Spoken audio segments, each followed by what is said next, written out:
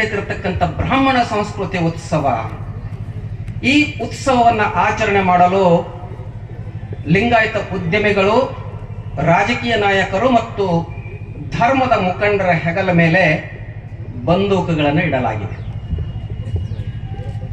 ಬಹುಶಃ ಬಸವನ ನಾಡಿನಲ್ಲಿ ಯಾವ ಶರಣರನ್ನ 12ನೇ ಶತಮಾನದಲ್ಲಿ ಎಳೆಹೊಟ್ಟೆ ಶಿಕ್ಷೆಗೆ ಗುರಿಪಡಿಸಿದ್ರೋ, ಯಾವ ವಚನ ಸಂಪತ್ತನ್ನ ಬೆಂಕಿಗೆ ಹಾಕಿ ನಾಶಪಡಿಸಿದ್ರೋ, ಇವತ್ತು 21ನೇ ಶತಮಾನದಲ್ಲಿ ವಚನ ದರ್ಶನದ ರೂಪದಲ್ಲಿ ವಚನಗಳಿಗೆ ಅಪವ್ಯಾಖ್ಯಾನ ಮಾಡತಕ್ಕಂಥ, ಇಡೀ ಬಸವ ಚರಿತ್ರೆಯನ್ನ ಮಸುಕುಗೊಳಿಸ್ತಕ್ಕಂಥ, ನಗಣ್ಯಗೊಳಿಸ್ತಕ್ಕಂಥ ಪ್ರಯತ್ನ ಯಾವ ನಾರಾಯಣ ಕ್ರಮಿತ, ವಿಷ್ಣು ಭಟ್ಟ, ಮುಕುಂದ ಭಟ್ಟ, ಮುರಾರಿ ಭಟ್ಟರ ಸಂತತಿ ಮಾಡ್ತಾ ಇದೆಯೋ, ಆ ಸಂತತಿಯೇ ಇವತ್ತು ಭಾರತೀಯ ಸಂಸ್ಕೃತಿ ಉತ್ಸವವನ್ನು ಈ ನಾಡಿನಲ್ಲಿ ಹಮ್ಮಿಕೊಂಡಿದೆ. ಭಾರತೀಯ ಸಂಸ್ಕೃತಿ ಉತ್ಸವಕ್ಕೂ ಬಸವಣ್ಣನಿಗೂ ಸಂಬಂಧವೇ ಇಲ್ಲದೆ ಇದ್ರೂ ಕೂಡ ಬಸವ ಕಲ್ಯಾಣದಿಂದ ಬಸವರಥವನ್ನು ಬಿಡುತ್ತಾ ಇದ್ದಾರೆ. ನೀವು ಆ ಇನ್ವಿಟೇಷನ್ ಕಾರ್ಡ್ ಅನ್ನು ನೋಡ್ಬೇಕು. ಆ ಬಸವರಥಕ್ಕೂ ಈ ಬ್ರಾಹ್ಮಣವಾದಿಗಳಿಗೂ ಯಾವುದೇ ಸಂಬಂಧ ಇಲ್ಲ.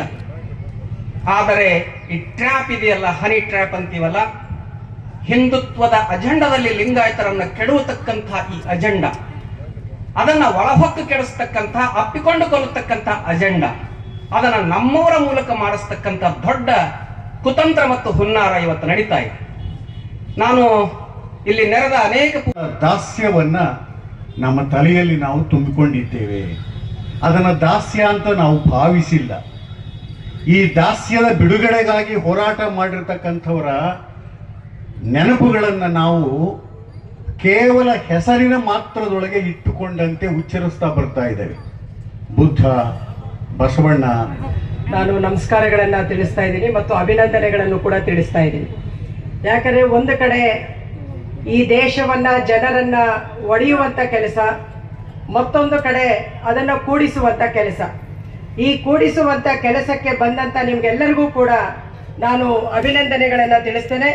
ಮತ್ತು ಈ ಕೆಲಸದಲ್ಲಿ ನಮ್ಮ ಕಾರ್ಮಿಕರ ಪರವಾಗಿ CITU ಅನ್ನುವಂಥ ಕಾರ್ಮಿಕ ಸಂಘಟನೆ ಏನಿದೆ, ಅದು ಸಂಪೂರ್ಣವಾಗಿ ನಿಮ್ಮೊಟ್ಟಿಗೆ ನಿಲ್ಲುತ್ತೆ ಮತ್ತು ಬೆಂಬಲವನ್ನ ಕೊಡುತ್ತೆ. ನಾವು ಕೂಡ ಕಾರ್ಮಿಕರ ಮಧ್ಯದಲ್ಲಿ ವಿಚಾರಗಳನ್ನ ತಗೊಳ್ತಾನೆ ಅವರ ಐಕ್ಯತೆಯನ್ನ ನಾನು ಅವರಿಗೆ ಮತ್ತು ಶ್ರಮಪಟ್ಟ ಎಲ್ಲರಿಗೆ ನಾವು ಒಂದು ಜೋರಾಗಿ ಕೈ ಚಪ್ಪಾಳೆ ತಟ್ಟೋಣ, ಅವರನ್ನು ಅಭಿನಂದಿಸೋಣ. ಪ್ರಿಯರೇ, ನಮ್ಮ ಗುರುಗಳು ನಮಗೆ ಒಳ್ಳೆಯ ಸಂದೇಶವನ್ನು ನೀಡಿದ್ದಾರೆ.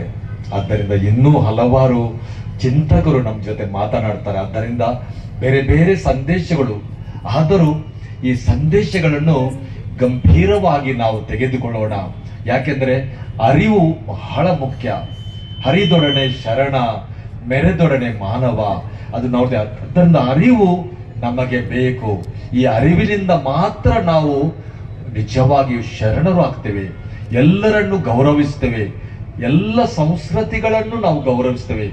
ಎಲ್ಲರೂ ನಾವು ಸಹೋದರರು, ಸಹೋದರಿಯರು, ಎಲ್ಲರೂ ನಾವು ಒಂದೇ ತಂದೆ ತಾಯಿಯ ಮಕ್ಕಳು. ಇಂಥ ಭಾವನೆ ನಾವಿಟ್ಟರೆ ಪರಧರ್ಮ ಸಹಿಷ್ಣುತೆ ನಿಜವಾಗಿ ನಮ್ಮಲ್ಲಿ ಆ ಮನೋಭಾವ ಬೆಳೆಯುತ್ತದೆ.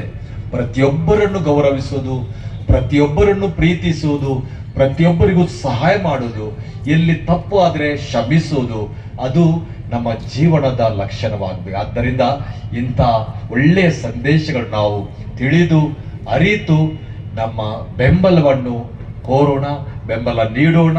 ಮತ್ತು ಹೇಳಲಿಕ್ಕೆ ಇಚ್ಛೆ ಪಡ್ತೇನೆ, ನಾವು ಸಾರಬೇಕಾದದ್ದು ಸದ್ಯದಲ್ಲಿ ಯುದ್ಧವನ್ನಲ್ಲ, ನಮ್ಮ ಬಹುತ್ವದ ಬದುಕನ್ನು ನಾವು ಬಹಳ ಚೆನ್ನಾಗಿಯೇ ಗೌರವಯುತವಾಗಿ ಬದುಕಿದ್ರೆ ಅದೇ ನಮ್ಮ ಬದುಕಿನ ಯುದ್ಧ, ನಮ್ಮ ಎದುರಾಳಿಗಳಿಗೆ ಪಾಠವನ್ನು ಕಲಿಸುವ ಯುದ್ಧ ಆಗಬಲ್ಲದು ಅನ್ನೋದನ್ನ ನಾನಿಲ್ಲಿ ಹೇಳಲಿಕ್ಕೆ ಇಚ್ಛೆ ಪಡ್ತೇನೆ. ಬಹುಶಃ ಅಂತಹ ಬದುಕಿನ ಯುದ್ಧ ಆರಂಭವಾಗಿ ಬಹಳಷ್ಟು ಶತಮಾನಗಳು ನಾವು ಮುಂದುವರಿದಿದ್ದೇವೆ. ಇದರ ಭಾಗವಾಗಿನೇ ಬುದ್ಧ, ಬಸವ, ನಾರಾಯಣ್ ಗುರು, ಅಂಬೇಡ್ಕರ್ ಈ ನೆಲದಲ್ಲಿ ನಡೆದಿದ್ದಾರೆ.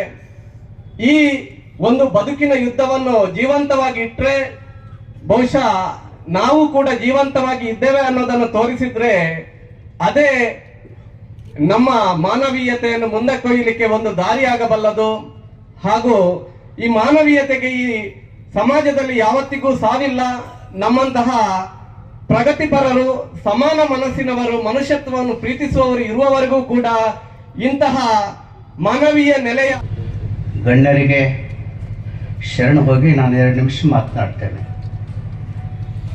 ಎಲ್ಲಿ ಸಮತೆ ಇದೆ ಅಲ್ಲಿ ಮಮತೆ ಇದೆ, ಎಲ್ಲಿ ಮಮತೆ ಇದೆ ಅಲ್ಲಿ ಸೌಹಾರ್ದತೆ ಇದೆ, ಎಲ್ಲಿ ಸೌಹಾರ್ದತೆ ಇದೆ ಅಲ್ಲಿ ಸ್ವತಂತ್ರ ಇದೆ. ಆ ಸೌಹಾರ್ದತೆ ಅಂತಕ್ಕಂಥ ಎಣ್ಣ ಹೃದಯ ಮಂದಿರದಲ್ಲಿ ಸ್ಮರಿಸಿಕೊಂಡು ಇವತ್ತಿನ ಬಹುತ್ವ ಸಂಸ್ಕೃತಿಯ ಭಾರತೋತ್ಸವ ಸಮಾರಂಭದಲ್ಲಿ ಪಾಲ್ಗೊಂಡಿರುವ ಪರಮ ಪೂಜ್ಯ ಬಾಲ್ಕಿಯ ಬಸವಲಿಂಗ ಪಟ್ಟಾಧ್ಯಕ್ಷರಲ್ಲಿ ಅನಂತ ಶರಣಗಳನ್ನು ಹೇಳಿ, ಅದೇ ರೀತಿ ಸಮಾರಂಭದಲ್ಲಿ ಪಾಲ್ಗೊಂಡಿರುವ ಎಲ್ಲ ಪೂಜ್ಯರಲ್ಲಿಯೂ ಹಾಗೂ ಈ ಸಮಾರಂಭದಲ್ಲಿ ಪಾಲ್ಗೊಂಡಿರುವ ಎಲ್ಲ ಶರಣರಲ್ಲಿಯೂ ಮತ್ತು ಶರಣೆಯರಲ್ಲಿ ನನ್ನ ಅನಂತ ಶರಣಾರ್ಥಿಗಳು. ಈಗಾಗಲೇ ಎಲ್ಲರೂ ಮಾತುಗಳನ್ನಾಡಿದ್ದಾರೆ. ನಾನು ಹೆಚ್ಚಿಗೆ ಹೇಳಲಾರದೆ ಒಂದೇ ಒಂದು ಮಾತಿನಲ್ಲಿ ನನ್ನ ಮಾತುಗಳನ್ನು ಮುಗಿಸ್ತಿದ್ದೇನೆ. ತಾವೆಲ್ಲರೂ ಸರಿಯಾಗಿ ಅರ್ಥ ಮಾಡಿಕೊಂಡು ತಮ್ಮ ಜೀವನದಲ್ಲಿ ತತ್ವಗಳನ್ನು ಅಳವಡಿಸಿಕೊಂಡು ಈ ಜಗತ್ತಿನಲ್ಲಿ ಮಾನವನ ಬದುಕಿಗಾಗಿ ಕೊಟ್ಟಿರ್ತಕ್ಕಂಥ ವಚನ ಸಾಹಿತ್ಯವನ್ನು ನಮ್ಮ ಜೀವನದಲ್ಲಿ ಆನಿ ಕೂಡಲ ಸಂಗಮ ದೇವ ಮಾದಾರ ಚೆನ್ನಯ್ಯನ ಮಗ ನಾನಯ್ಯ. ಈ ವಚನದೊಂದಿಗೆ ಸೌಹಾರ್ದ ಸಂಸ್ಕೃತಿ ಉತ್ಸವದ ಈ ಮಹಾ ಸಮಾವೇಶಕ್ಕೆ ಉತ್ಸವಕ್ಕೆ ಬಂದಂತ ಎಲ್ಲ ಶರಣ ಸಂಗಾತಿಗಳ ಹೃದಯಕ್ಕೆ ಹಣೆಮಣಿದು ಕೊನೆಯ ಮಾತುಗಾರಳಾಗಿ ಒಂದೆರಡು ನನ್ನ ಮನಸ್ಸಿನ ಮಾತನ್ನ ನಿಮ್ಮ ಮುಂದೆ ಹೇಳಲಿಕ್ಕೆ ಅವಕಾಶ ಕೊಟ್ಟಿದ್ದಾರ.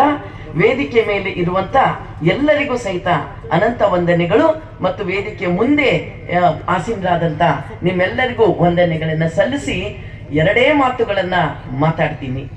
ನಾನು ಮೀನಾಕ್ಷಿ ಐತಿಹಾಸಿಕವಾಗಿ, ಧಾರ್ಮಿಕವಾಗಿ, ಆಧ್ಯಾತ್ಮಿಕವಾಗಿ ಎಲ್ಲಾ ರೀತಿಯಿಂದಲೂ ಲಿಂಗಾಯತರನ್ನ ಹಿಂದುತ್ವಗೊಳಿಸುವಂತ ಪ್ರಯತ್ನ ರಾಜಾರೋಷವಾಗಿ ಓಪನ್ ಆಗಿ ನಡೀತಾ ಇದೆ. ಆದ್ರೆ ಬಹಳ ದುಃಖದ ಸಂಗತಿ ಅಂತಂದ್ರೆ ನಮ್ಮ ಲಿಂಗಾಯತ ಯುವಕರು ಅದಕ್ಕೆ ಬಲಿಯಾಗಿದ್ದಾರೆ. ಕೇವಲ ಯುವಕರಲ್ಲ, ಅನೇಕ ಲಿಂಗಾಯತ ಮಠಾಧೀಶರು ಕೂಡ ಅದಕ್ಕೆ ಬಲಿಯಾಗಿದ್ದಾರೆ. ಒಂದು ಜನಾಂಗವನ್ನ, ಒಂದು ಸಮುದಾಯ, ಒಂದು ಸಮಾಜವನ್ನ ನಾಶ ಮಾಡಬೇಕಾದ್ರೆ ಶತ್ರುಗಳು 3 ಅಸ್ತ್ರಗಳನ್ನ ಉಪಯೋಗಿಸ್ತಾರೆ.